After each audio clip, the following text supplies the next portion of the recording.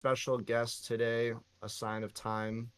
Man does an absolute great job outlining our tools, doing extensive PDFs, information that is readily organized for all of you guys to kind of just absorb and understand external resources. So, just want to be giving you a brief introduction that, he's very, very aesthetically clean with his charts. If you guys have questions about layouts, alerts, templates, etc., I think this is a great time to more or less have this discussion. Just want to make sure everybody's aware. These are going to be recorded. So if you are not interested in having your profile name or anything that you don't want displayed in chat, please be mindful and respectful of your decisions. Um, so without further ado, I'm just gonna open up the stage to assign a time. Hopefully we can get a video recording 1-2 check, and we'll be on our way. All right, let's start, man. I'm excited. How's everyone doing? Wonderful, wonderful. And the guys in the chat, you're all doing all right? Great. Good to hear, man. Good to hear. Yeah, I thought today I'm doing fine, man. I thought today might be a nice, lovely day to talk about some intermarket relationships. Only thing I need is access to stream in the channel. That's the only thing that's left. Let me get that for you right now. Should be Perfect. able to be all good right now. Yes, perfect, perfect, perfect. All right. Yeah, so Josh gave me a short introduction indeed. And yeah, so my name is Sign of Time or Edgar. You can call me whatever, I don't mind. Um, and indeed, I create like intermarket analysis reports on a weekly basis. And yeah, I just wanted to talk about that, just showcase how I do that, why I do it, and how it works. And, you know, um, take you guys with me in how I use the tools of 2 degrees in my analysis too. And just go over the layouts a little bit. So probably won't be looking at live price action for now, but yeah, that's it. So why intermarket analysis, right? So personally, I think in order to have like a broad view of the entire financial market, you need to know what's going on in all the markets, right? It's very important to know um, what's happening in one market could affect what's happening in the other, right? So what happens in the bond market trickles down into the indices market or in the stock market, let's call it that. And same for the currency markets, right? If we have some events happening in the currency markets, that stuff will trickle down into the indices and the futures that we trade on a daily basis, right? And keeping an eye on all these different asset classes, it allows you to anticipate and predict this type of movement way ahead of time. So, and the thing is with intermarket analysis, it's all about relationships actually, just relationships. And what do I mean with that? It's relationships between asset classes, right? Because if one does one thing, the other should do another, right? In normal symmetrical market circumstances, that is, right? So the circumstance that we want to be trading in, of course, is when markets are moving symmetrically, when they're all moving the way they should move, right? And it's kind of like a scale, when you can put two items on a scale and they will move up and down, right? They both can't go up and they can't both go down at the same time, right? That's not how a scale works. So if we, for example, have, let's say we have the stock market, right? The indices, and we have the dollar index. Those two are inversely correlated to each other. And what does it mean? It means when the dollar goes up, the indices should go down, and when the indices go up, the dollar should go down, right? Why is that? Well, it's because of the way money flows inside of markets, right? Um, Whenever investors let's say they want to risk a little bit more, right? They're ready to risk their money and they want to seek out um, more yield, right? Uh, when the dollar isn't offering them any, they will move their money towards the stock markets, right? Because they want a higher return on interest or investment. I'm sorry. Um, but whenever the stock market isn't performing correctly or not doing a lot, and let's say the DXY or the dollar offers a very high interest rate, investors might seek out the dollar to put their money in that, to move to the bond markets because they know they can get a nice little return on interest in there with a lower risk, right? So that's how it works with one going up while the other going down, right? Um, it's like a skill, as I said. So most of the time, they can't rise at the same time and they can't decline at the same time just because of the way that money flows into these markets, right? Just doesn't work like that. But in some specific situations, we do see that type of stuff happening, and um, it's a nice example, but it's happening right now. The past few weeks since the start of October, the DXY has been steadily going up, right? Uh, as you can see here, we started our rise at the 1st of October, which is the quarterly shift, right? We shifted and we moved up about 4.5% on the DXY, while the Nasdaq did the same thing, right? And since the start of October, okay, let me remove that real quickly. So now it's a little bit more clean. There. Since the start of October, we've also seen a massive increase of 4.5% in the Nasdaq, right? So, and this is due to a few different things happening at the same time, right? Um, so we're in a risk on scenario right now, and what that means is that investors have a high risk appetite and they bid up the prices of assets in the market, right? Now, what causes this? A booming economy, for example, where like risky assets are rising more, and the best investments in a risk on environment are stocks or equities or certain foreign currencies. Um, so it means higher yields, much higher return on interest overall, right, in these risky assets. Well, what's the opposite side is a risk off scenario, right? So in risk off situations, investors they become more risk averse, right, and they start selling their assets. And it usually happens when we have more economic downturn or a lot of geopolitical issues, and they will look to move their money towards treasury bonds or gold, for example, cash and other currency safe havens, right? Because they want to store their value somewhere. So overall, it's low yielding assets that look to preserve capital rather than seeking out risk for a higher return on interest. Now, in this case, a strange thing happened, right? We've seen the U.S. federal government or the Federal Reserve cut down their interest rate, right? And normally, cutting down your interest rate would be a bearish thing for a currency, right? Um, because it means investors will get less yield on their investment, right? But for some reason, let's get the DXY chart with that in front of us. For some reason, the Federal Reserve they cut their interest rate right here, and the dollar it went up. Isn't that strange? Should be strange, right? Normally it would mean that it's bearish for a currency at least.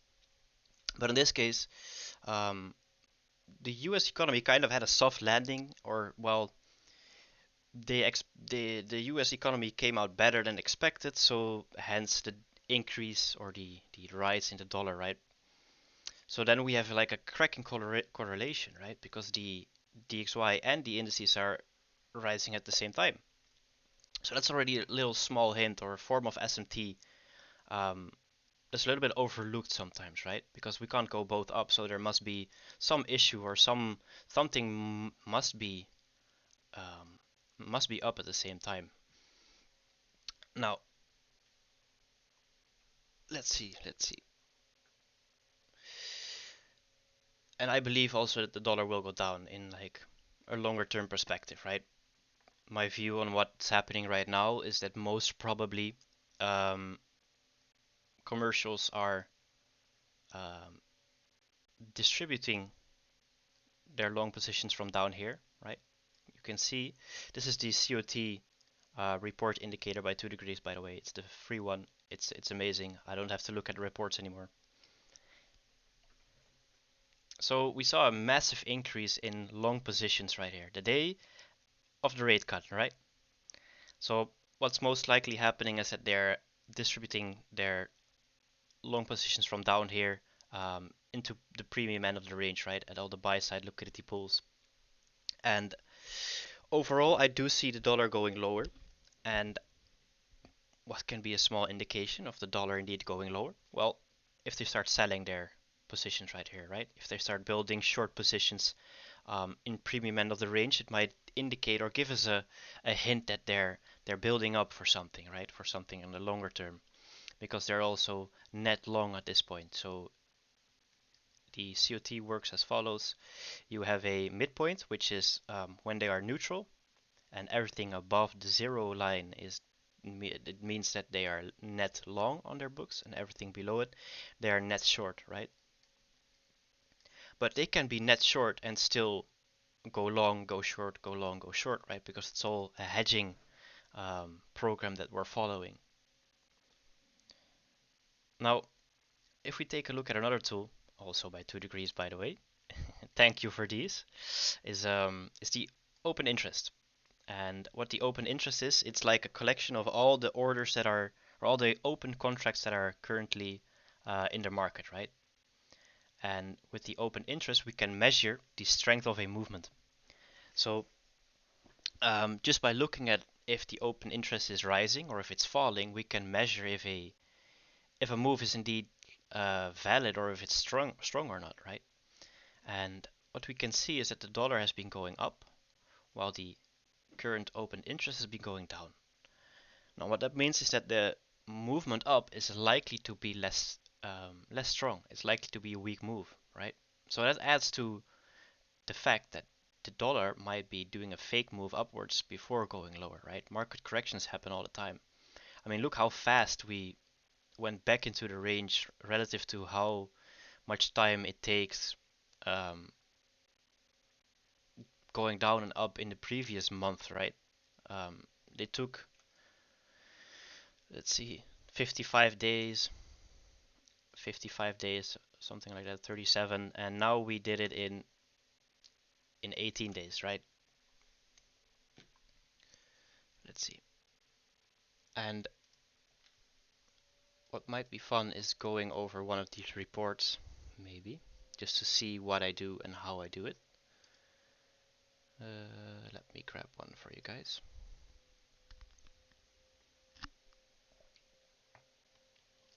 So, what I do with these reports, right? I look at three main things. Uh, I look at the futures market as a first. I look at the US dollar index, and I look at the bond market, right? We also have the commodity market, right? But I don't necessarily include them in here. I do look at the bond market index from time to time, but I don't necessarily analyze all the different individual commodities. Yeah, it's just not necessary for the market that I'm trading, right? Because I'm a scalper at heart. I don't really swing trade that often. I do sometimes catch like one shot, one kills when I'm actively looking for them, but most of the time I'm just a scalper at heart. So I'm in and out within a few hours or 1 hour tops mostly. And then within these, we can break it down into three different things, right? We have the technical outlook. So that's all our well-known ICT concepts that we apply every day as well. Then we have the commitment of traders and the open interest. And we look at the seasonality, right? So the thing is, I talked earlier about relationships, right, and how these markets have relationships with each other. In a sense, these three also have a relationship with each other, in the sense that, in my opinion, um, you can't have one without the other if you're looking at a longer term view, right? Because how are you gonna base long-term analysis or decisions purely based off the technical outlook, right?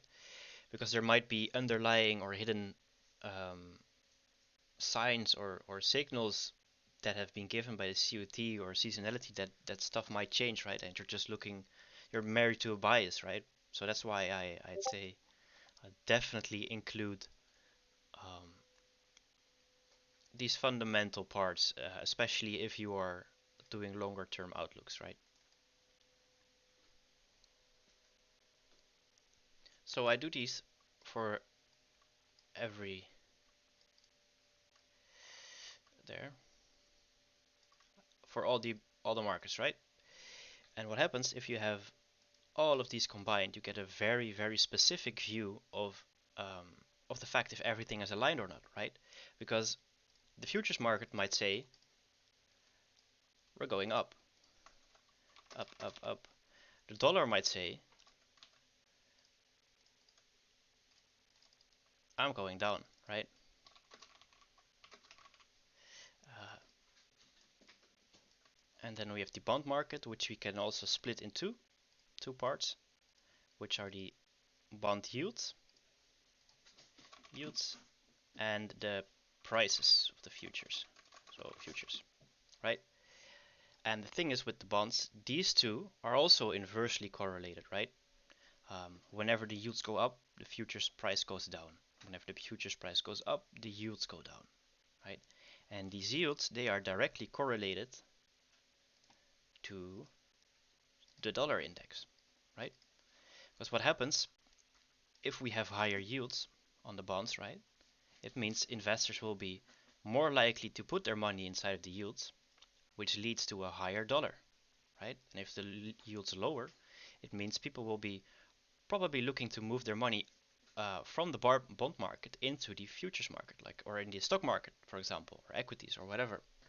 And that means the dollar index will go down, right? So this is how you get intricate relationships between all the different pairs and asset classes, but it tells you kind of a story, right? Because let's say everything is lined up, um, the yields are going down, the futures are going up, right?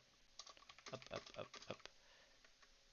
And let's say we start noticing that there is a shift in one of these asset classes, right? And we see a divergence happening, let's say, on the COT reports or an in price action as well, right? And we notice that the dollar index is going to reverse, right? But let's say we don't see any signal or any reason to reverse on the index market, right? By looking at this one, and let's say the bond market agrees with it, what you're able to do is now anticipate and predict a reversal based off another market, right? You know the indices are likely to reverse or at least make a retracement or correction due to the fact that the dollar index is going to, right? My quant? Am I your quant, Shaviv? I thought you were my quant.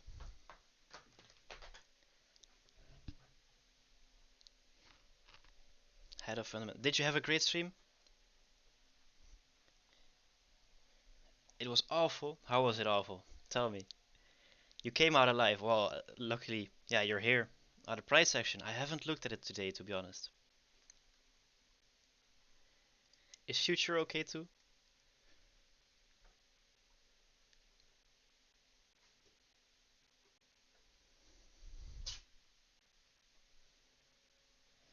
Oh well. Where was I? Okay, let's see.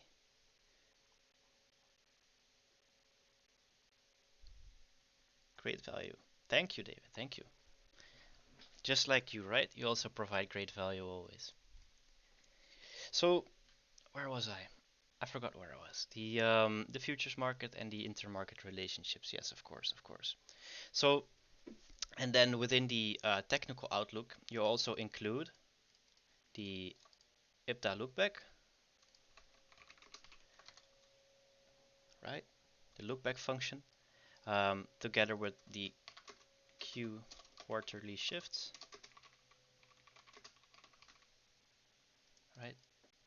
And this is how you'll be able to anticipate shifts across different markets um, without the market that you're trading giving you a sign at all, right?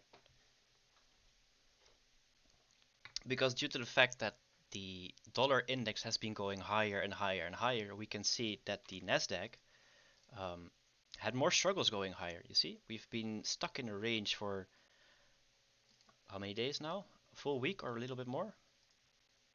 Yeah, a full week, right? 9 days right now, right? And that's probably due to the fact that the dollar index is moving like crazy, right? Because there's no room for the Nasdaq to expand as much, right? Because market makers have their inventory booked on another asset that they're looking at right now. So most of their business is done in the dollar index at this point. Hence, there's less movement on the Nasdaq right now. So what did I just tell you? That's how you can anticipate proper market conditions by looking at intermarket relationships, right? You can anticipate the fact that Nasdaq is not going to do a lot probably due to the fact that the dollar index is going the same way. But they're both going higher, which is something that it shouldn't do, right? It should go lower. Or maybe the dollar index is supposed to go higher, but the Nasdaq is supposed to go lower right now, you know? But fundamentally, personally, I don't see the dollar index going higher for like a long-term perspective, and I'm talking about months and months to come.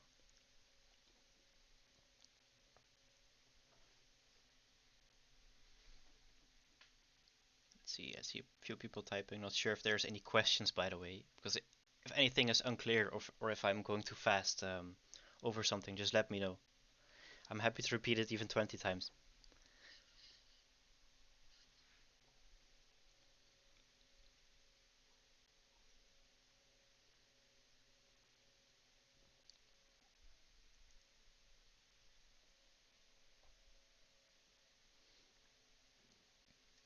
Damn, now those are notes, man.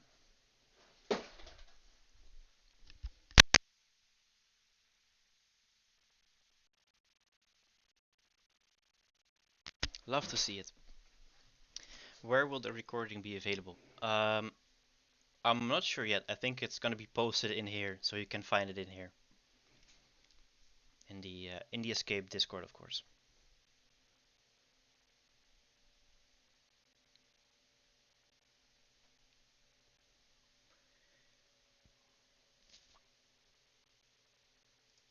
So here you can see the anticipation. So I anticipated the dollar index moving higher a few weeks ago, right? Let's see if I have the outlook somewhere.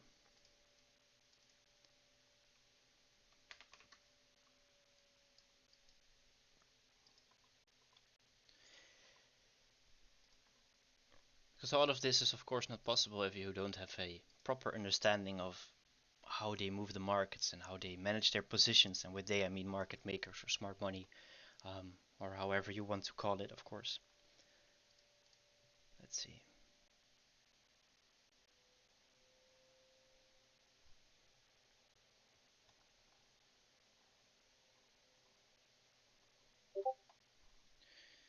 Dropping so many gems. Thank you, man. I hope so. That's why we're here, right? To provide some value. I'm not sure if people in here are like swing trading or intra-week trading. I think most of us here are scalpers, right? And me myself too, but it's still interesting or good to have a longer term view on these markets, right? Because what happens if you um, it's also about looking at the future, right? Because if you're going to be um, expanding to like personal capital instead of only prop firms, right? Which should be a goal for all of us. I hope no one's end goal is to just be max funded for life, right? Um, Having an understanding of this will also allow you to maximize your profits in a way without putting more risk on the table, right? And how do I mean that? If you know what the higher time frame will do, and if you know what the expectation is for the longer term, and longer term can even mean a few days or a few weeks, right? Doesn't have to mean the few coming upcoming years, right? If you manage to catch a let's say you enter a trade during the London session or the New York session on a Tuesday, right? With the expectation that we have a Tuesday low of the week template, right? It means you can leave at least one contract open with the understanding of the higher time frame that it's going to move in a few days, right? And you can break even your position because you're positioned in a way that we won't come back to that entry anymore because you're positioned based on time, right? Everything is done on time because you have maybe timed the low of the month that way, right? Because most of us trade every day, right? How big is the chance if you're almost trading every day that you're trading on a day that is the low of the month? Very big, right? Because most of us are trading every Tuesday. Most people skip Monday, I know, but lots of us trade Tuesday. And what happens if you trade the right Tuesday and you leave one runner open, right? You have 4 chances a month to hit the low of the month often, right? That way it becomes way easier to leave one contract open, just one. Can even be a micro, it doesn't matter. If you have the higher time frame backing you and backing your trade, it's gonna rake in a lot of extra free profit, right? So yeah, this is an analysis I did a few weeks ago. I will put it in the chat for you guys. There we go. And it was using the exact same framework that you can see right here, right? So we looked at a 4 hour time frame, and I looked at where is it? Where is it? Where is it? At this specifically.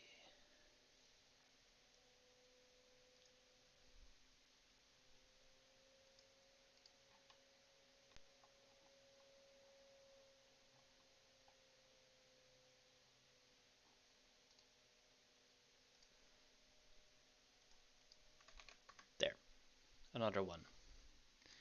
I looked at this specifically, the 4 hour fractal market maker buy model. And your chart make me blind. Why? Because it's so white.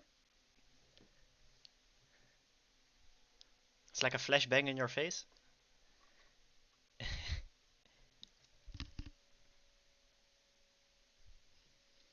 Don't worry, guys. I don't use this chart for trading, bro. I have a better chart for trading. This is my chart color when I'm trading. It's a little bit more easy on the eyes than than the full-on white, right? It's a bit like, yeah, it's a bit white, but it fits the aesthetic, right? That's what we do it for.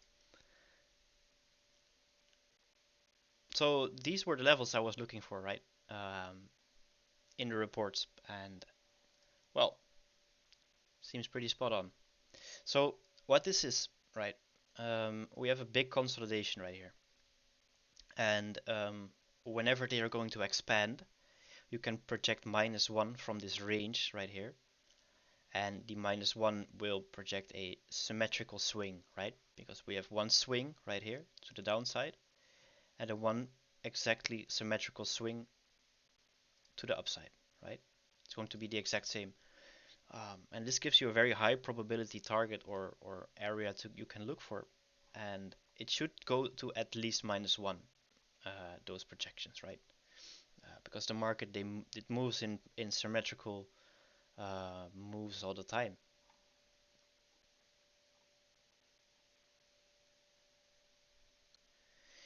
And how could we have seen this reversal coming, right? Well, first of all, there's probably some SMT divergence somewhere. I haven't checked yet, but there's probably some. And the second one is again with the COT, right? So what can we see if we remove the bodies? Because this is where the true distribution happens, right? The wicks are just a damage, the bodies are the true distribution. So what could happen, for example, is that this wick trades lower, right? Like this. And people will view it as the fact that we haven't rated it yet or it hasn't done anything, right? But when looking at the bodies, we can see that the bodies have closed lower than this one, right? So what is this? It's of course purging sell side liquidity, right? So we have order pairing going on right there. And we look to the left side, and what do we see? Another one, right? It's all the same pool, right? So what that means is they're pairing orders inside this range, right?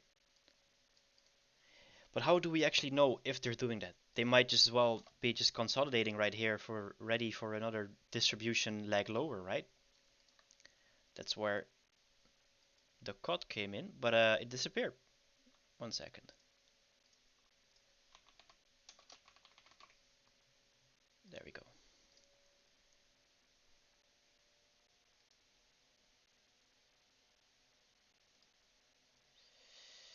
There we go, there we go. You see that as soon as we moved below the liquidity pool for a second time here, right? You can see the massive increase in long positions right here. You see that? They moved up 100% relative to this part right here. They moved all the way up to the net zero line, right? So at this point, in a very discounted area of the entire range, which is right here,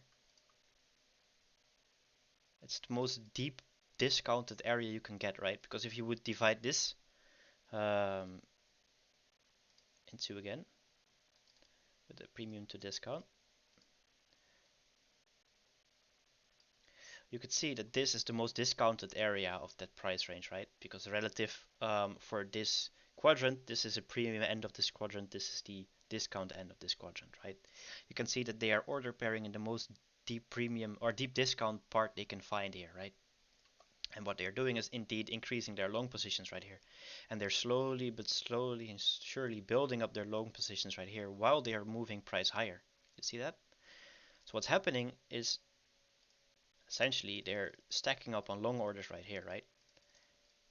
And what we'll be going to look for is for them to offset those positions in the discount end of the range. So what I'm going to be looking at is any changes in this report indicating that they're exiting their short positions, right?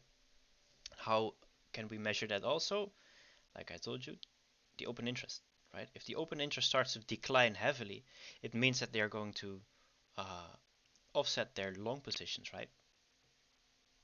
Because the open interest, which indicate this is seasonal open interest, it's this one, seasonal open interest, and the other one, this one, is commitment of traders, IST commitment of traders.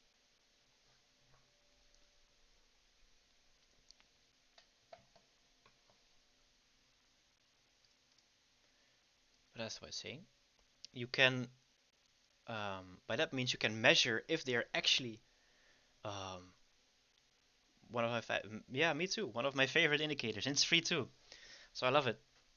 So it's one of the like indicators or things that will indicate to you if they are actually exiting their long positions or not, right? Because on an intraday basis, we cannot measure that. We cannot see that because they release those reports only once a week, and it lags behind a little bit, right? It's not accurate to the week. They're behind a little bit. But what we do know is that it's real orders, right? It's the actual smart money or commercials that are doing this, right? So it gives us a higher conviction of what's happening than when you're looking at an intraday basis, right? When you're looking at an intraday basis, you're just going off the fact of logic, right? Because you know what should happen, um, and combine that with statistics, and you will be able to have a profitable strategy just purely based on intraday liquidity and volatility, right? So there's a big difference there, and that's why these larger moves are much more heavy because you know and can see the amount of money that's involved, right? Because it's not a few hundred thousands; it's millions upon millions that goes into these markets every day. Forex market has a daily turnover of I think like 8 trillion US dollars. It's insane. I mean the amount of money $8 trillion is it's like you can't comprehend it. It sounds a lot, but when you actually see it in front of you, it's so insane.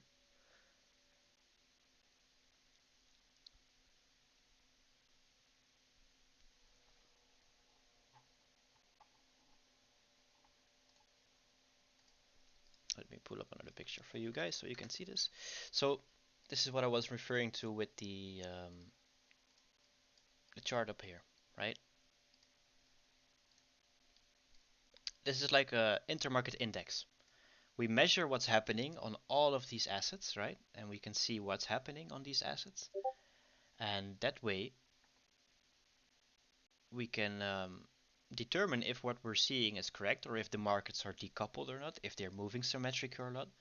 And that way we can see, like, if we can trust the moves that we're seeing, right? Because personally, I don't trust the DXY move until we start showing some other signs on the open interest, right? And all that stuff, because it's also the seasonality and stuff that's combined with it, um, and the overall longer term outlook on the US dollar economically, in my opinion, yeah, it's not looking too good. Not that the euro is looking too good. Euro lost all of its value in in 20 years time, unfortunately. I'm curious, where are you guys from? Do you guys live in Europe or in the US or anywhere else?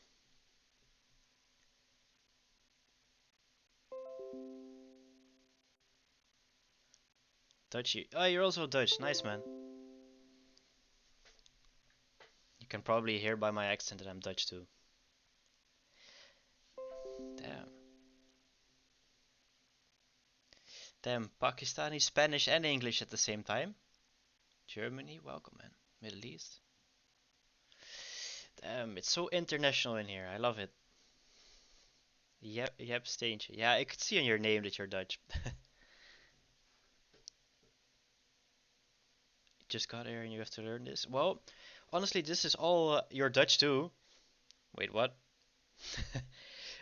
All of this is in the core content from ICT.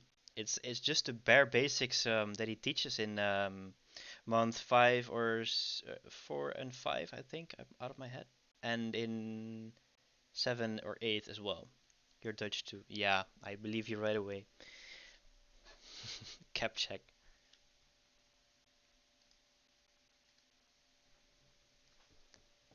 You're going to trial for lying, my man.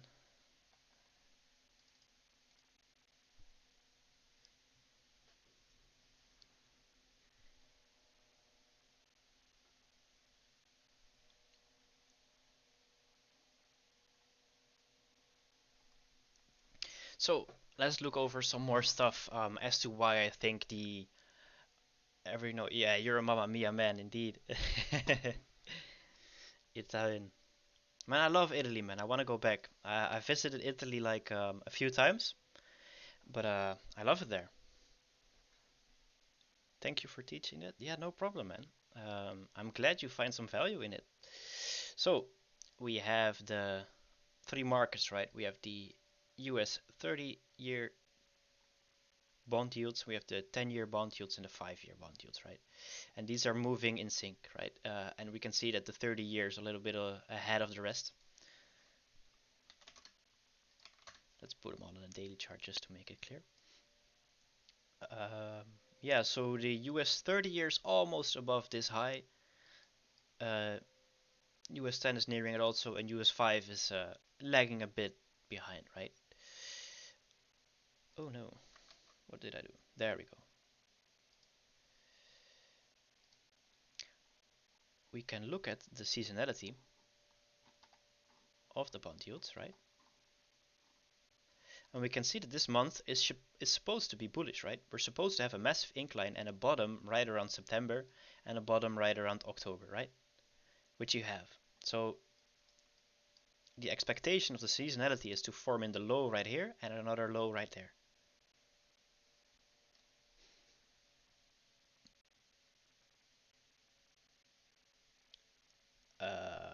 No, I focus more or less on the net position, but in a different way, right? Because I view everything in the way or in the logic of market maker models, right? Because what the hell? I really hoped you used Google Translate for that. Otherwise, I'm getting scared that you actually speak Dutch. Anyway, so I view the COT reports in the same way I view market maker models, right? Because what are market maker models? They are hedging programs, right? What are the COT reports showing? Hedging programs, but then in the form of orders, right? So whenever they are selling, it does not necessarily always mean that that they are actually going short, right? Selling doesn't mean they are going short at that point in time, in my opinion. Let's look at an example for the Nasdaq, right? What happened here? Let's get NQ because it's a little bit prettier than this. Let's wait for the COT to load. Yeah, okay. So what we can see here, right, is they have bottomed out in this part, in this quarter, right? First quarter of the year. And they started buying at this level, right? They started increasing their long positions right here, right? And they moved it up. They're moving up, up, up. They're buying, buying, buying, buying. And what can we see? At this point, they start selling, right? It doesn't mean they're going short here. It means they are exiting the long positions that they have built up right here because they are going long, long, long, long, long, and then they are short, but it's the net positions, right? So they're also selling it right here. Same thing here. They're just exiting positions at premium prices right here. And what you can see here, for example, is that price is going higher, right? While the COT is going lower. You see that? COT is going lower. So this is a form of divergence within the COT reports. And I actually used this exact example to catch a swing trade all the way from this daily CSD. I think a few people in here have seen that trade as well. And Athlete Trades traded the same one with me, actually. But yeah, this is a form of divergence that you can spot within the COT reports, right? Because they are exiting their long positions right here. They are adding more shorts while price is higher, going higher. So what that means is offset distribution, right? Entering shorts at a higher point in price above buy side liquidity, right? So it confirms you that the fact that they're indeed going lower. Right, so what could be happening right now is that they're in fact just buying right here, right? They've bought in this low and they're moving price up and they will start to look um, distributing higher and potentially uh, scrape off some of those long positions right here, right? Because indeed it is the difference in if they are opening shorts and if they're opening longs. But let's say they're not opening any more shorts, but they are closing longs, right? What that would mean is that the overall net position is going down, right? So overall the COT is going down because their net positions are more short than long, right? But they have closed a lot of longs, so that means they're just taking profits, right? So just just view everything in the same lens or view as ICT teaches you, and a whole new world will open up. Honestly, it works on almost all assets. Yeah, I think commodities and FX. Yes, it works on those. It even works on Bitcoin. I saw that. So if you want to be crypto trading with this, it works too. Yeah, BTC futures. Yeah, that's why. COT is indeed a cheat code if you know how to use it for sure. Because they're actually just showing you what they're doing. Just plainly showing you. And a lot of people they yeah don't use it, and it's fine. You can live without it, but I prefer to live with it. Right? So that's how you can use the COT to kind of gauge whether they are entering longs and shorts, right? Because as I said, entering longs right here, scraping off longs right here. So it does not mean they are increasing their shorts right here. It could also mean they're just closing longs right here at a much higher point in price than we were right here, right? Then they're accumulating a little bit more right here, you see? We start to go up, we start to go up. And then once we move here, they start selling, right? They start shaving off the profits because most of the positions that they have bought are all the way right around here, right? So if we, let's say this is most of the accumulation, right? If we translate that to the chart,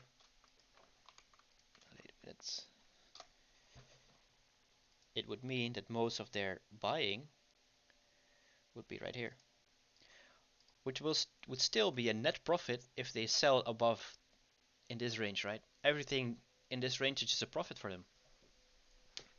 And sometimes there may be not enough liquidity down or up here to close everything, so they start moving it lower in order to scare people into thinking we're gonna crash, and then they can still exit their long positions in a profit for them because they've been in early. And then once we're inside here, When people are scared, they will start buying more. You see how they bought more here? And they sell their profits again, and they start buying up more. And now they've bought up all the way until here, and we're almost nearing the net zero line again.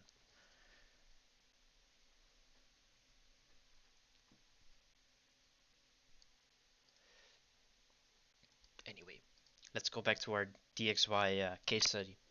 So we see the bond yields, right? And we know that the bond yields they are correlated to the DXY directly, right? So if we know that a potential quarterly shift can happen, right? And it's right around the corner, right here. We can potentially wait for a shift right here because we can see that the seasonality turns bearish for the month of November, right? You see that? It turns bearish. So if we can anticipate that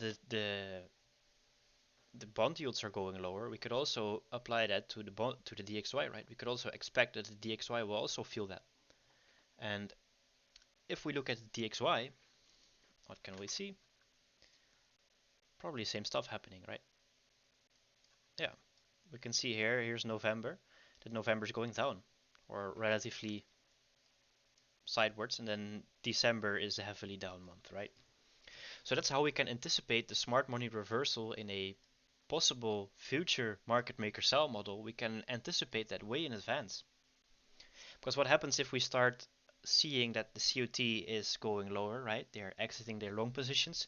We see the open interest slowly falling down, indicating that there's weakness inside of the move up, and we see the seasonality indicating that we should be bearish.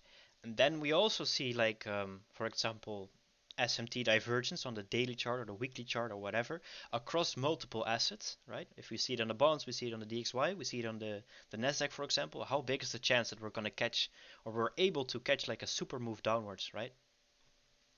And everything you need to do then is just a matter of positioning yourself on the right day of the week. Base your stop loss just on a higher time frame perspective, and you're fine to ride all the way down to zero, for example.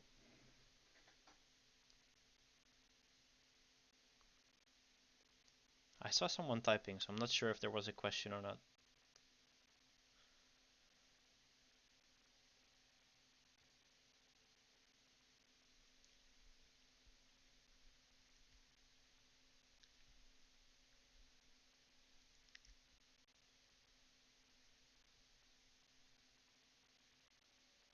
Yeah, so open interest, seasonality, COT, you can anticipate specific order flow happening um, way in front of time before it even happening. And the thing is, this stuff is just anticipation, right? So if it happens, you know it's going to happen, right? If it doesn't happen, it's fine. It doesn't happen, and you can just adjust your fee right away because you already know what to look for otherwise, right? It's just a form of paying for information. If you take a loss on one side and you know the market's reversing, you know you can enter the other way around and just paid for information. That's it.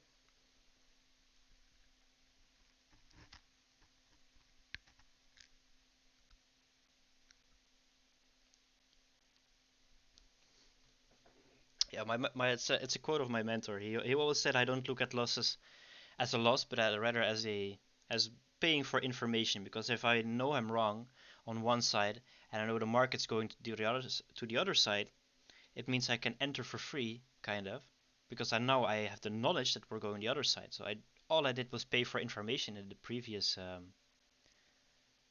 one. This indicator tells you OI, seasonal, and COT. Yeah, there's three different ones. There's three individual indicators that you can just apply in your charts.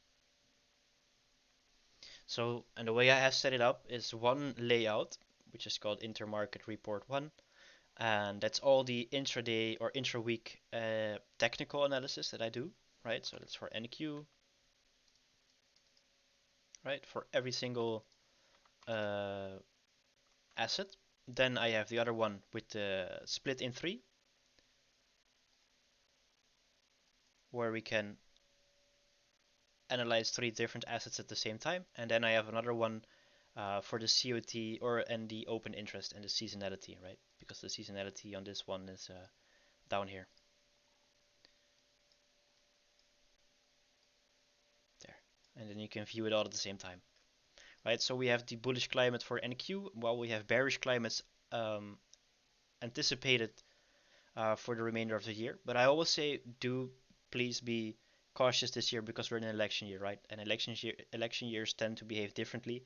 Um, they can do a lot of stuff with the stock market specifically, because at the end of the day, the stock market is more of a speculative, not to say casino, but it's more speculative than the forex market, for example, is, right? Because the forex market is an actual business market. There's stuff that has to be done and needs to be done on the forex market, right? They can't they can't just mess around in the forex market because they want to, uh, because it's very important for like the whole world economy and international trade and whatever. And the indices market, like the Nasdaq, it's all fun and games, but it's just an index, right? It doesn't have any superficial value above other than being speculative, right? Just a vehicle to move money. Move the warning from the seasonal. This one. Wait a minute. Where's the table? Uh, uh, OCD's going. Is it this one?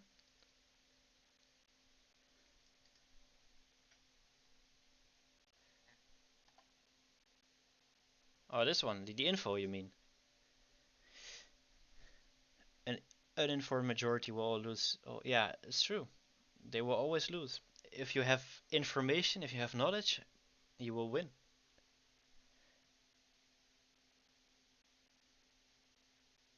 There we go.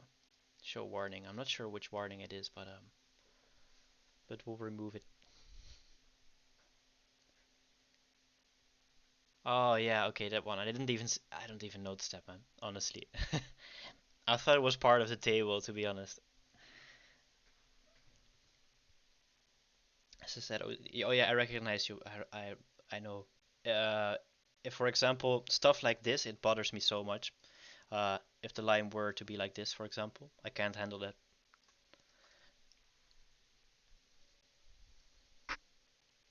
So yeah, and then you can. One tool that I love to use on this is, of course, the PO3. I have multiple on my chart, right? I have for the monthly view. Let's go to N. Yeah, stay on NQ, and let's move this one. This is how you can view a proper premium to discount with the dealing ranges, right? And you can use those dealing ranges to anticipate specific stuff happening within charts, right? Um, let's say you have a market maker buy model or sell model. You can anticipate stuff happening in each of those quadrants because, let's say 70% of the time, or even more, the same stuff happens within the same portion of the range, right? Um, let's say we have a market maker sell model, right, from up to down. In the bottom part, we will always find the original consolidation. In the first quadrant, that's 25 to EQ. 90% of the times you will find the first stage accumulation, or a return to the OC. In the 0.50 to 0.75, you will almost always find a second stage distribution, and the last stage you will find the higher time frame key level, usually followed with a explosive price movement. Then the same thing happens on the other way down. You will find your smart money reversal in the upper quadrant. You will find your first stage distribution in the 0.75 until EQ, and in the following quadrant you will find your second stage, right? So the most ideal places to trade would of course be for longs, the discount, and for premium the shorts. But to be honest, I'm quite fine with selling in discount and buying in premium, especially if we're just looking at the second stage, because those often happen in those portions of the range.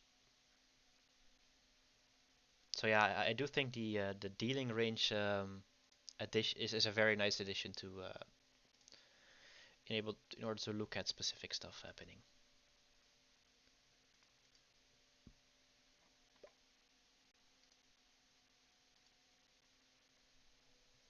And then every month, so that I do all this analysis on a weekly basis, and then every month I also do like a monthly outlook where we go a little bit more broad and look at a little bit more different markets. So we also look at the euro and the GBP as well, in order to strengthen our bias and confirmation for the forex market as a whole. And what I meant with the let's see.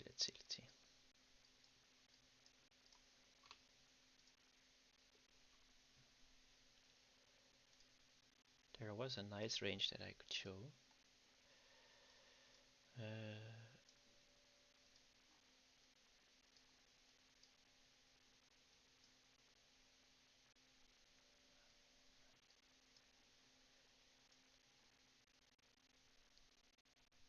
let's see if someone had a question. I saw someone typing again, but I'm not sure if I'm missing anything.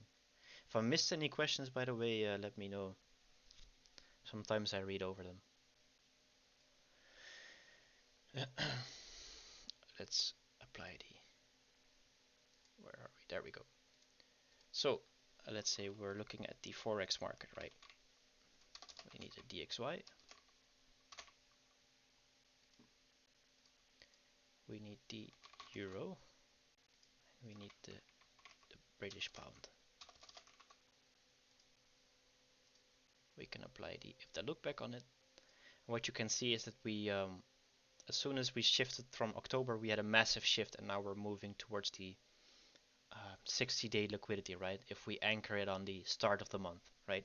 You can either start it on the month or you can anchor it to the shift right there. It's both is fine. I personally just use the um, the first day of the month purely to be consistent in everything, right? And then I shift it every month, and I apply it also for every quarter as well. So I leave this one on for 3 months, and then once we move to the next month, I also do an extra one that will be done on the 1st of November. That way you can look at like the dynamic range and the dynamic 20 day, 40 day, 60 day, and the quarterly base as well.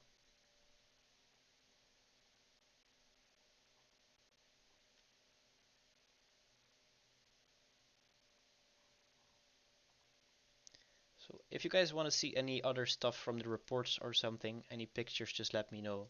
I can send them in here if you, that's fine. If you want to see how that works or how I do it. Because I recently shifted towards the whole report format instead of just plain analysis, and I think it's way better this way. Or maybe about intraday trading, you can ask me about that as well if you are interested in that. Because the way I trade intraday is way differently than what I do here.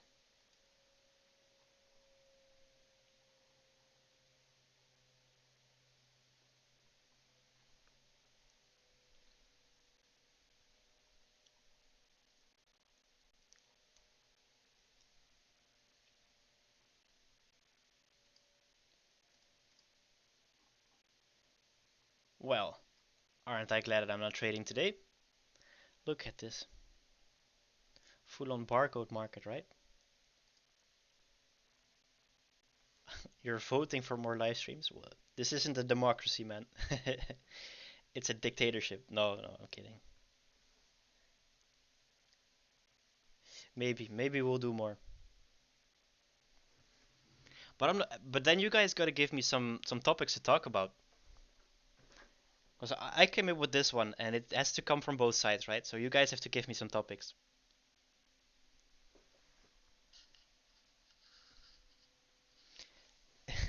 An example of intraday setup from me, for sure. I will show you my trade from yesterday. I posted a video of it. I'm not sure if I posted it in here. I think so. Um, let's see. I will grab the link from the video that I posted.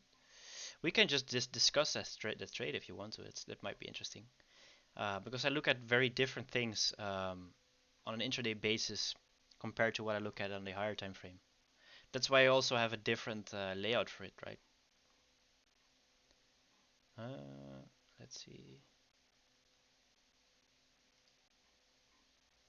Okay, I'm not sure where I posted it. Might be in the indices. If anyone has it on hand, just tag it in here. But yeah, what I do, everything I do, and what I look at on an intraday perspective is all based on how the inventory of a market maker is shaped, right? Because that's what we're basically, what we kind of need to know, right? Inside of the pre-market plan on your weekly report or newsletter. Yeah, well, I do like an outlook for the entire week, what I expect of the week. I don't really share what I do on a day-to-day basis, because honestly, I trade the New York AM session and I only look at the market from 9 a.m. New York time, maybe like then. Before that, I don't even look at it most often because I'm just busy with other stuff. And 9 a.m. New York time is 3 p.m. for me, so I have the whole morning and a bit of the afternoon to do other stuff, and then I start trading at 3:30 p.m. But let's go back to the logic. Everything I do and everything I look at is based off the fact of what the market maker inventory um, probably and possibly looks like, right? Because they have an inventory, right? They have a book, and in this inventory and book, they buy and sell assets, right? They might buy it at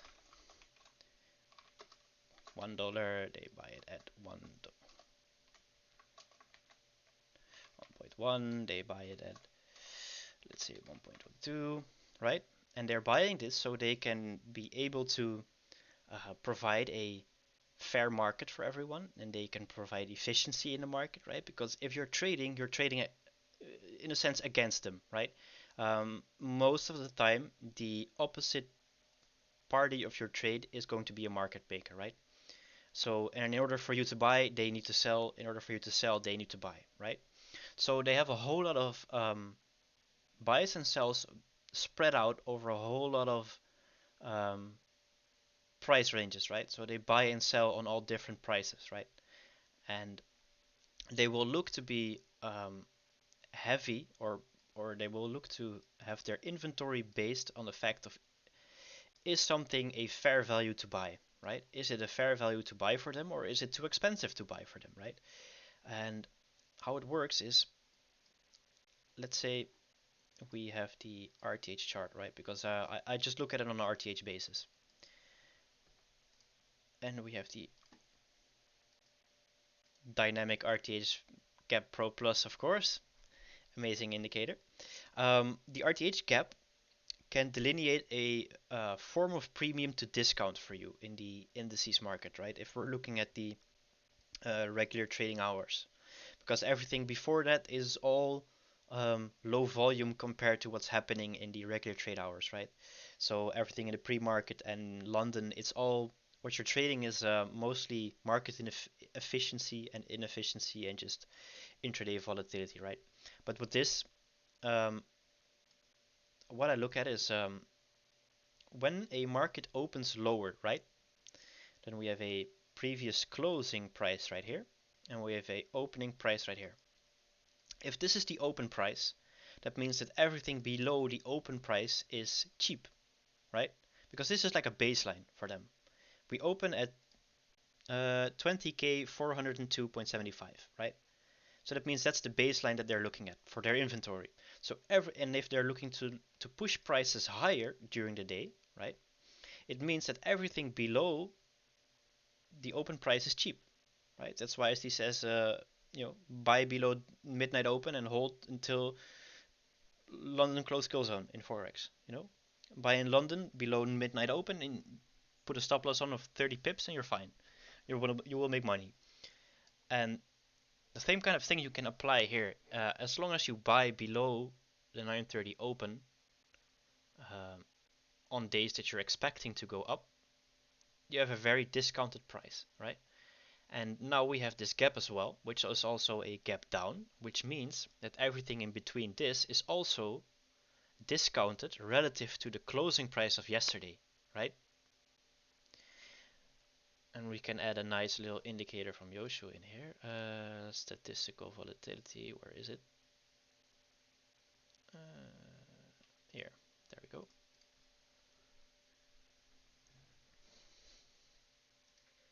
Oh, it's showing on the candles. I missed this update, I guess. Let's do it like this. Wait a minute. Why is this portion missing?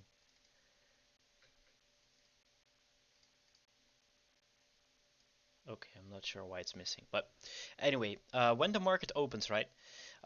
It's like is leaking updates? Am I leaking updates? No, right? Because this is just a normal one, right? Or am I just actually leaking stuff?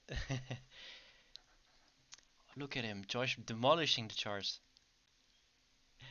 So let's get back to the story, right? Um, Premium to discount, and you're stopped. But did you take some partials though? Oh, I think you did. Yeah, massive partials. Oh, that's great. Partial at minus 0.5. I love it. So everything inside of the opening range gap is a discounted price relative to the previous closing price, right? And if they're looking to do most of their business in a discounted area for them, and they want to do their business in a cheap place, right? If they were going to distribute their orders at buy side liquidity, right? So we see the market opened up below sell side liquidity pools right here. You see that? Sell side liquidity pool there, another one there. We did not trade below this one, but I don't care because ES did. So we have a form of S&T right here, right? It's there we go. S&T divergence right there with ES. Yeah, it's getting heat, bro. It's getting heat. It's the same thing we can apply on live price action, actually. Let's just do that. We opened in a discount, right? Relative to previous day's close right here. So what's happening is they're moving around price from discount to premium relative to the opening of now, and they will accumulate their shorts right here. You see, in a price that's cheap for them, right? It's cheap for them to sell it here, or it's expensive. Let's say it's not cheap, it's expensive right here relative to the current open, right? And what they will look to do is they're entering short positions in this range, which is coincidentally the opening range, like the first hour, half hour. And the first half hour is the most volatile of all times in the indices markets, right? So what happens is once the market opens right here, it's like the floodgates open, right? Everyone and their mother comes in to buy and sell stuff, and we see stuff happening, and it's going fast, and people will be induced to enter longs at this point. So they will look to enter their short positions right here and then distribute it lower in order to exit them right below the sell stops, right? Or the buy stops. I'm sorry. Mismanage and onwards. You just paid for information, my friend. That's it. It's like what was the quote? What IC said. I think it was I look at losses like it's a loan, because I'm going to get it back with interest.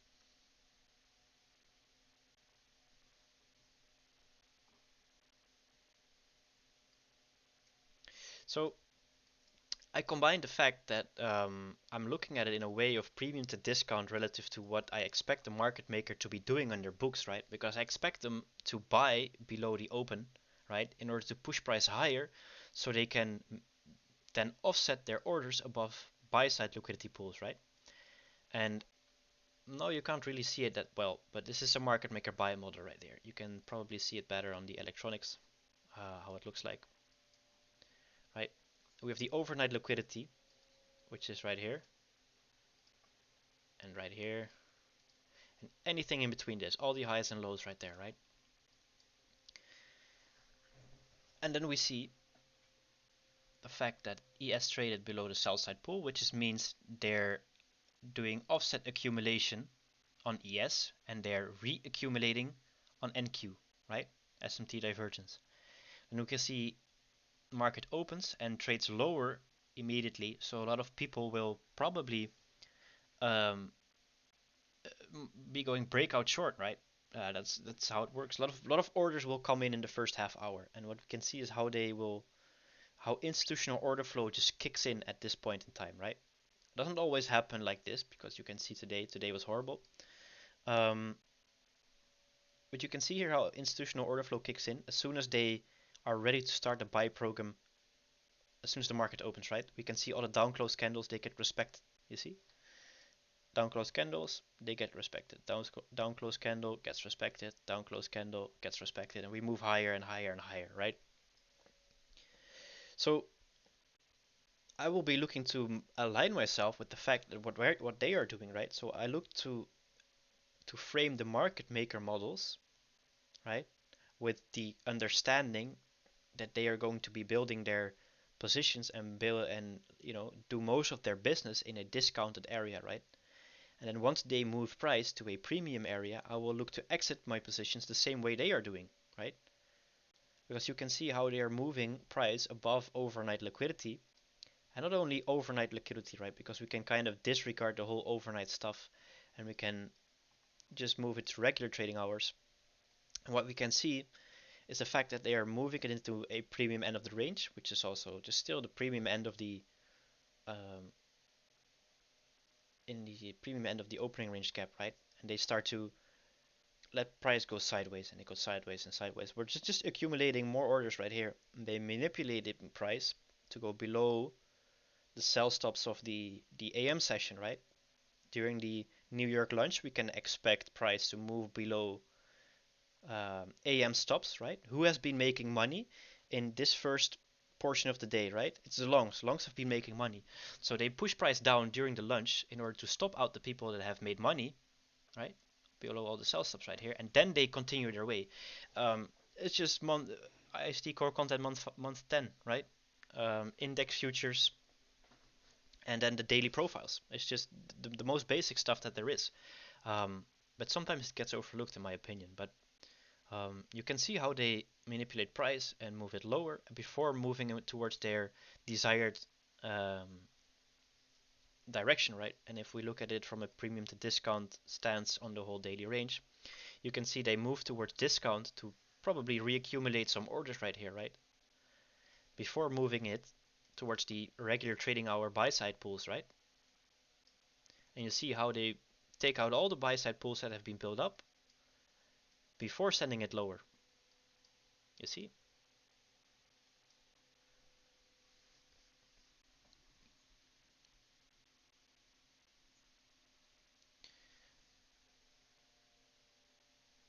Yeah, most of the time when the opening range gap, where did it go? It moved. There we go.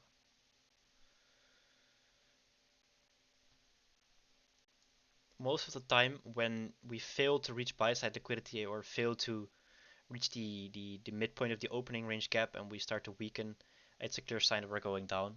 And you know, if they were to move the markets higher today, right? If they were looking to move it higher, this is a perfect example for them because what would they be doing right now? They would be buying positions right here. They would be looking to do most of their business down here below the sell side pools, right? And then they will start to look for long positions down here in order to distribute them higher above the liquidity pools inside here, right? But all of this is now, at this point, it's harder to measure what we're going to do from a day-to-day basis, and I don't really have a daily bias right here. Um, to be frankly honest, on days like these, I just look at what's happening right when we open, and I just trade based of what I see at the opening because I don't really have a strict daily bias due to the fact that we're inside a higher time frame consolidation, right? We're stuck inside of this range, and the range has been going a little bit broader, then it's narrowing down all the time. So we can't really pinpoint a set direction at this point. So you just need to, um, base everything off the fact of intraday liquidity and market efficiency, right? I see the liquidity depth. Perfect. And here you can see indeed it's -1 standard deviation of the opening range gap, right? That's how they calculate premium to discount because a point which is discount or premium right now might not necessarily be discount or premium in the future, right? What could happen is because they already know what they're going to do with price, we could see price going up and start consolidating, right? And then we think, oh, this is a premium price. We're not going to be able to go higher maybe or whatever. But what might be the case is that this is a future point of equilibrium, right? So they're um, consolidating right now, but they're preparing for the fact that we're going to have another expansion upwards, and this is going to be your accumulation at EQ, right?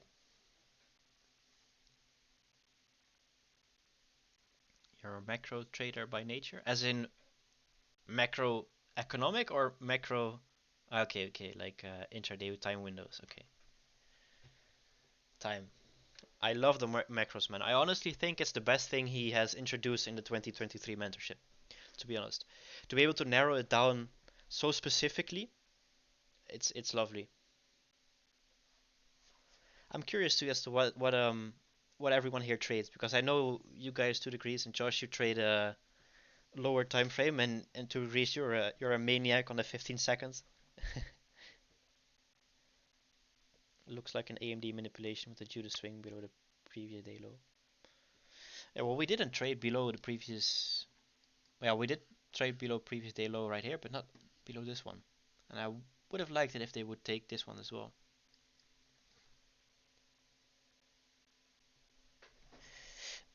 And what you're gonna do now is you're gonna pair up the PD arrays from the left side and apply them to the right side, right? So what happens um, as soon as we switch from a sell program to a buy program, you will see that that PD arrays from the left side will start to help price into going higher, right? So all the PD arrays that we can see right here, they will aid price into going higher.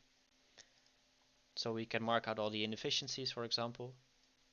I marked them in light green to match the aesthetic, of course. There. And we need to see the down close candles get respected and moving higher as well. And let's say you only trade in macros, right? You can get a very specific and narrowed down model with that, right? If we have a market maker model, for example,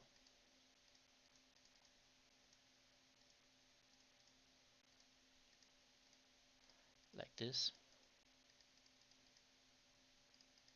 right? We can measure the range as a first. Oh, okay, I'm not sure why this one doesn't work.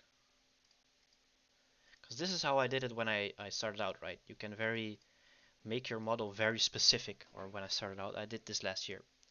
Let's say you're only looking at the first stage or the second stage redistribution, right? What this allows you to do, and let's say you only want to focus on macro time windows, right? So let's say this is a macro. What it does is it allows you to skip all of this. You don't need to worry about it, right? Because you're only going to be looking to trade inside of this price window or price range and this time window, right? So if your trade happens here, you get the green light and you take a trade. If this does not happen in here, you just leave it be. This is a very simple way to be looking at it, but this way it allows you to skip a lot of price action and skip a lot of doubt of like, when are we going to reverse? When are we going to do this? And it allows you to position yourself in a favorable place in time and price, because catching the smart money reversal is hard. It's not something you will be able to do from day one, right? It takes a lot of experience to be able to time the smart money reversal perfectly.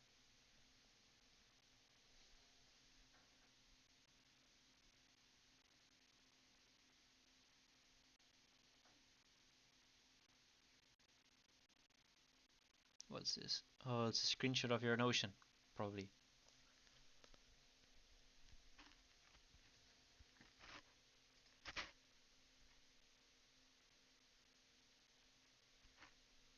All aboard. What's happening? Are we still going higher? Can we expect a buy model the same as the previous 2 days? Is the same damn model gonna play out again? Because look at this. This situation right here, I played this one and I played this one on top step. It's the same, exact same trade. It's the same thing. We open lower, you're right, we go a little bit below the 930 open and we start building positions higher while institutional order flow kicks in, right? Paired up with RTH timed liquidity pools right here, and you've got a very easy model and framework that you can trade.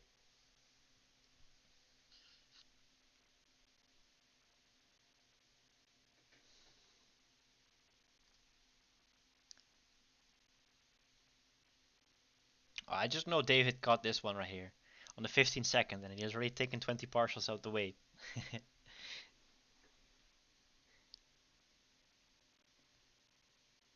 Honestly, I do love David, or FX for Living. His he has a video about where he explains his way at looking at partials, and I really love that because he said a partial is not only taking profits, but it's also taking risk off the table. I really like that quote.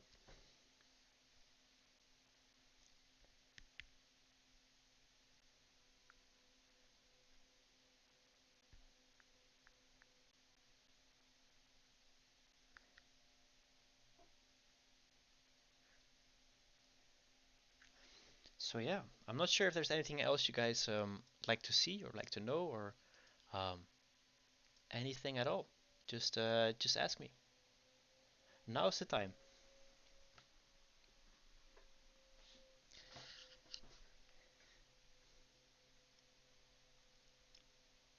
Can I call the market makers and run Nasdaq? Yeah, for sure, bro. I got you.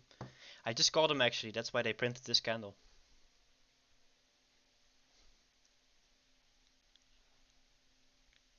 I am Dutch, man. Yeah. Are you Dutch, Wes? Wes does sound like a Dutch name, to be honest. Belg. Okay, you're Belgium. Well, basically neighbors. Basically both Dutch, right? It's all the same.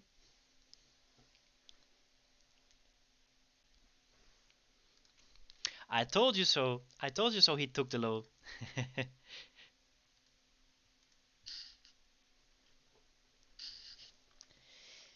Yeah, it's not for me the 5 second time frame, man. It's too much stimulation for my autistic brain sometimes. The 1 minute is enough volume and amount frequency of candles for me. 233 is a scam.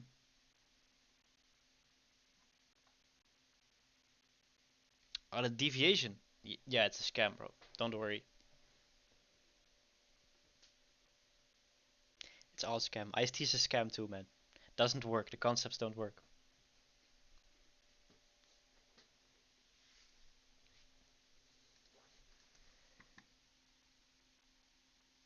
Talk about sniping the low, man. That's incredible.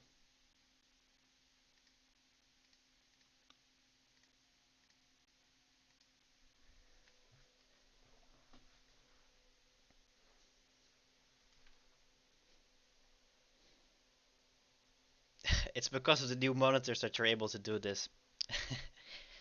Once you get 8 monitors, you unlock that power. It's like a skill tree and a perk.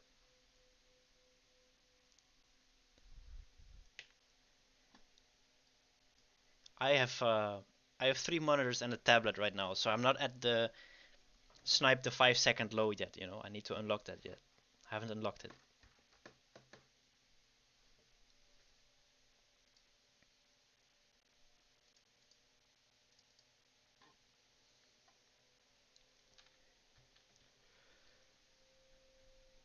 Come to the seconds charts. Are you crazy? Wait a second. 1 second. 1 second chart. Look at them building market maker models all over again. First stage, second stage, delivery into a higher time frame array. Give yourself to the dark side. Yeah, well, I'm not crazy. Full port 1 second chart I call fake. Let me just leverage everything that I have and call up a second mortgage just to trade the 1 second chart. Let's do it. Let's be financially responsible for that way.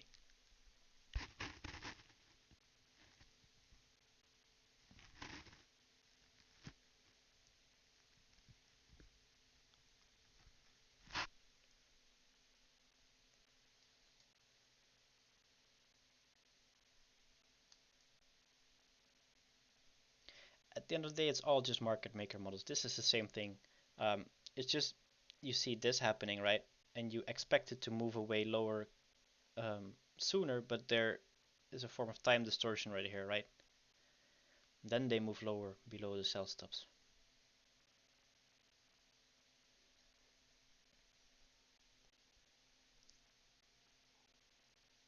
But no, the 1 second chart is too much feedback for me, man.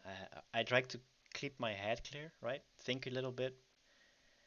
Yeah, we all trade the same thing. It's at the end of the day because like everything IST teaches us is just different parts. All the models are different parts of the market maker model specifically. All the concepts they can be viewed within the framework and context of a market maker model, because that's all the market does. You see, this is your second stage, and now it'll run for sell side probably.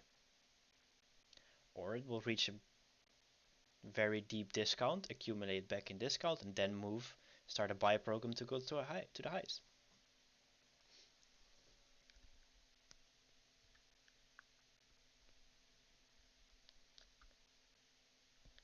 Yeah, foundations are the same, but we have different point of views. Exactly.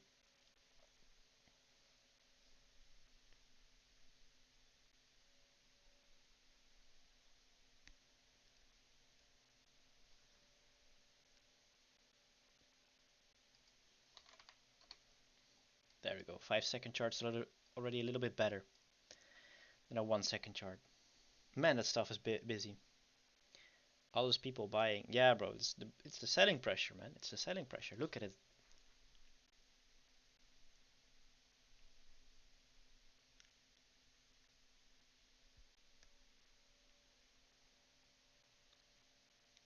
They saw FX4 longing.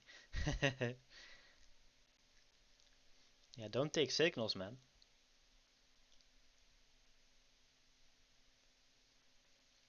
But please give me some signals, athlete trades. Give me some signals. Is there anything, by the way, anyone wants to hear about the reports or the whole intermarket stuff or higher time frame view or anything else? Because I really have kind of told everything that I think I should have told. So everything from now on is just open interpretation of what you guys want to. You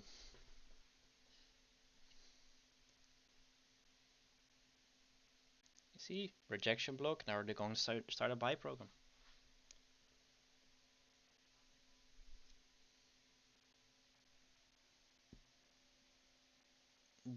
Did you talk about relationship between this? Yeah, I did talk about that. Yeah, so you can either watch the replay, but I'll give you a small recap.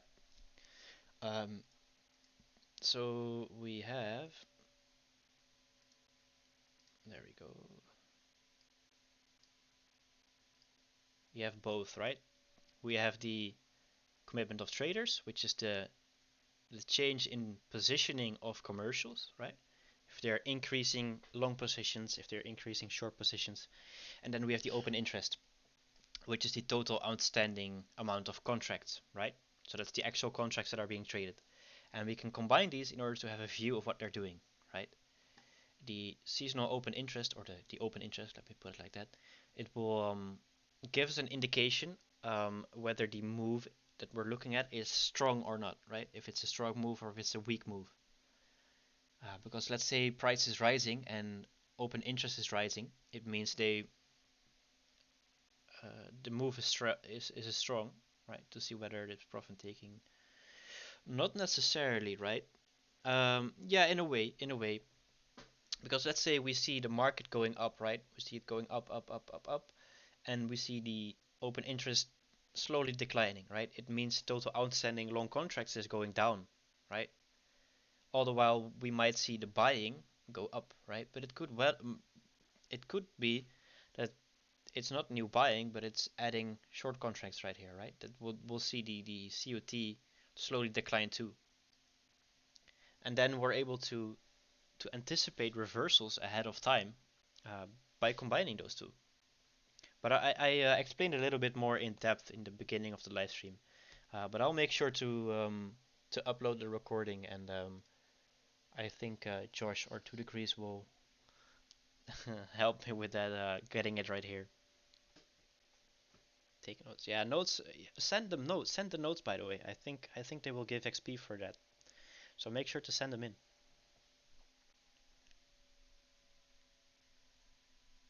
Because we all want those the XP tools, right? The secret tools.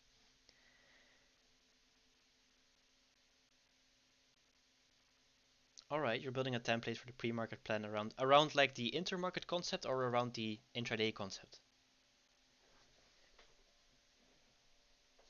Because this is more market maker inventory and efficiency based, and this is more uh, a combination of all the different type of analysis that you can do and put it into one basket.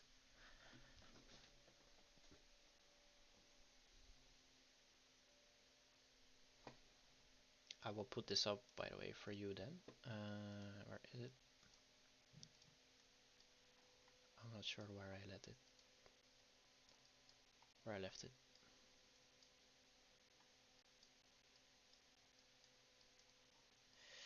Okay, I had a monthly, weekly, daily. Yeah, so indeed, okay, yeah. So the main layout that I use is the intraday or intra-week template, right? Which I look at the weekly, the monthly, the daily, whatever.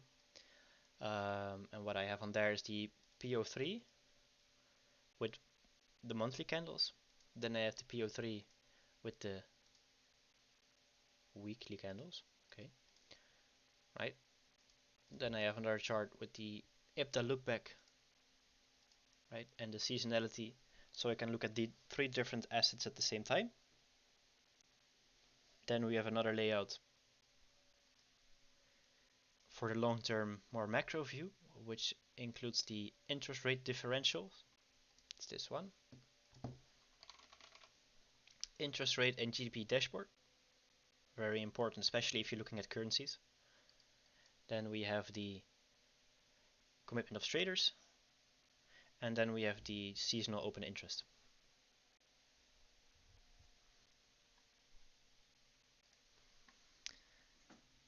Is he trading the 5-second chart again? Is he?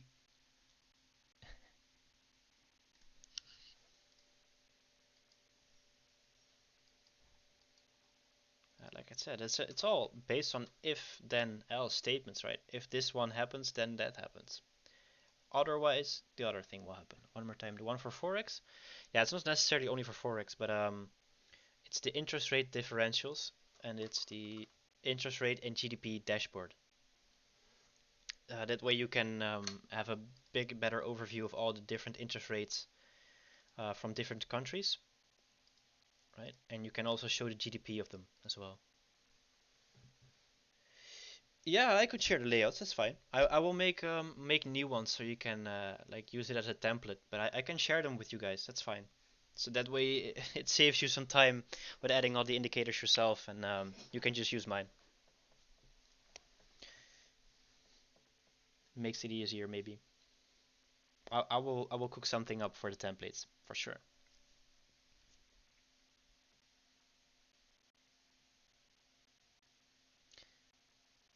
Let's go. Yeah, for sure.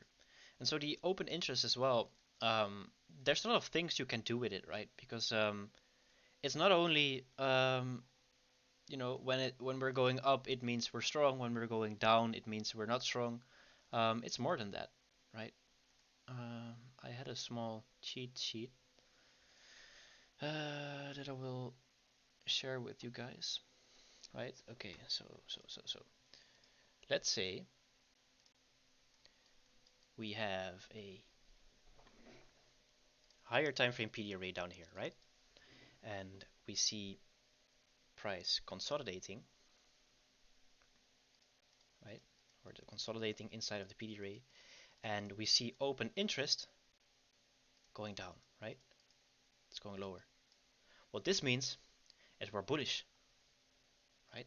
We can expect expansions coming up. Example, right here. Let's go to the DXY again.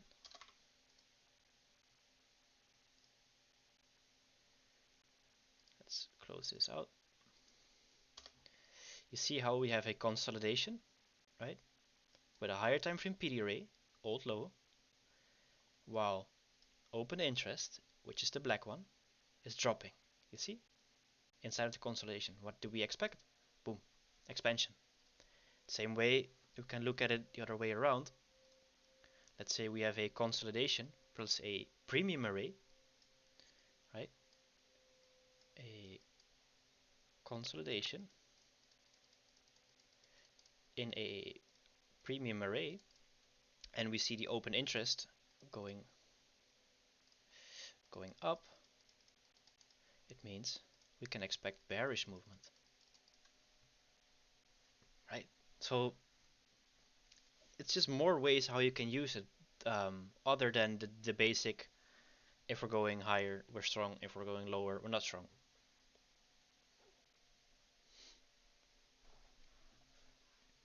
And how this works is, let's say we have this situation, right? It means open interest is declining. The amount of total outstanding contracts is lowering, right? What it means is, because price is dropping so heavily, all the weak longs are closing, right? They're scared. They don't want to hold long anymore. They're maybe they're already in drawdown. They're closing their positions, right? And smart money will pick them up at a discounted price, right? So while people are closing their longs right here, with the big drops, smart money might be accumulating them, right? In order to distribute it higher and then close their uh, contracts in profit. See, so it's the basic smart money paradigm, right? But then viewed just from the perspective of the open interest. And that's the logic. The same way right here. Weak shorts are closing their position, while smart money then buys them, because if they are closing, if retail is closing their position, right, someone else needs to buy it. Who is buying it? Smart money or market makers or whoever. And it means they will start pushing price down because they have accumulated the short orders that were handed over to them by weak people, or people are closing their longs, let's say, right?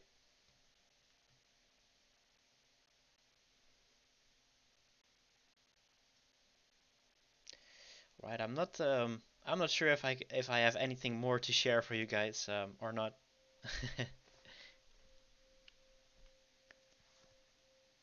Good morning, Mr. Engineer. We were just talking about your indicator, by the way.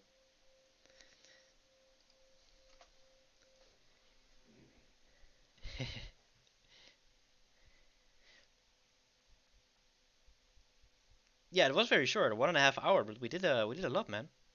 Thank you guys for joining me.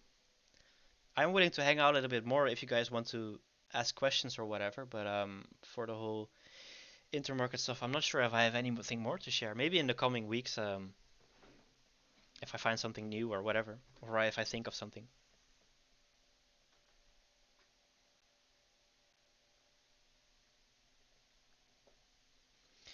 Thanks for live. Well, thank you for being here, BX. Massively appreciated.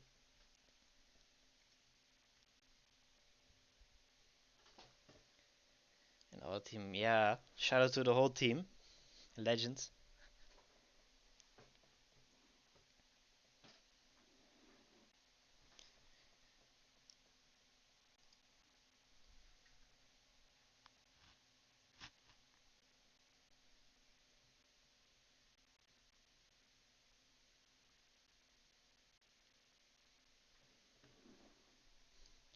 So if there's not are you? I can't hear you.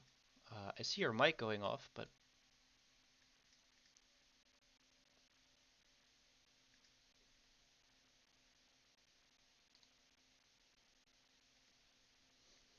two, are you speaking? Wait, it must be my side because I can't hear you.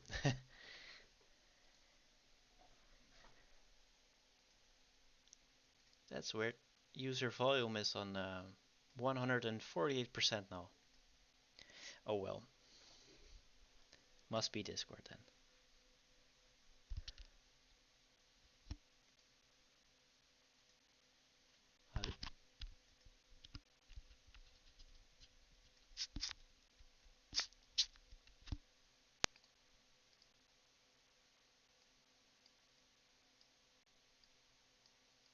Wait a second. Can you say something?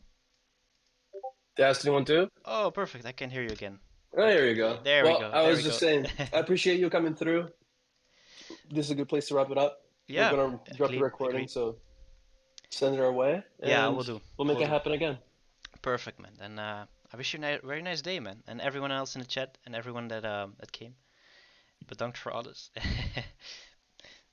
Thank you, man. Supernova. All right, All right. people. Enjoy your day. Have a Be nice day, safe. man. Bye bye. Touch some grass. Peace out.